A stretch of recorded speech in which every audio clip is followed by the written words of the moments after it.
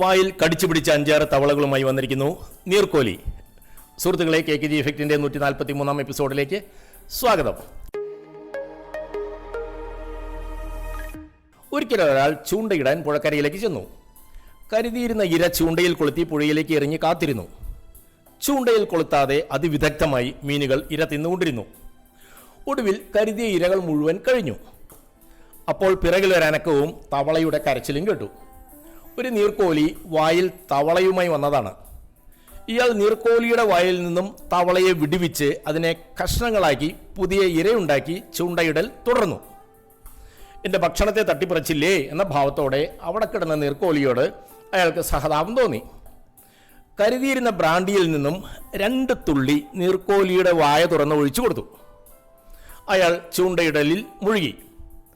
കുറച്ചു കഴിഞ്ഞപ്പോൾ തവളകളുടെ കൂട്ടക്കരച്ചിൽ കേട്ട് അയാൾ തിരിഞ്ഞു നോക്കി. നമ്മുടെ നീർക്കോലി വായിൽ 5-6 തവളകളുമായി വന്നിരിക്കുന്നു. സുഹൃത്തുക്കളെ, ഇപ്പോഴത്തെ കോർപ്പറേറ്റ് വേൾഡിലെ സെയിൽസ് പ്രൊമോഷനുകളുമായി ഇതിനെന്തെങ്കിലും സാദൃശ്യം തോന്നിയാൽ അത് യാദൃശ്ചികം മാത്രം. Bye from KKG.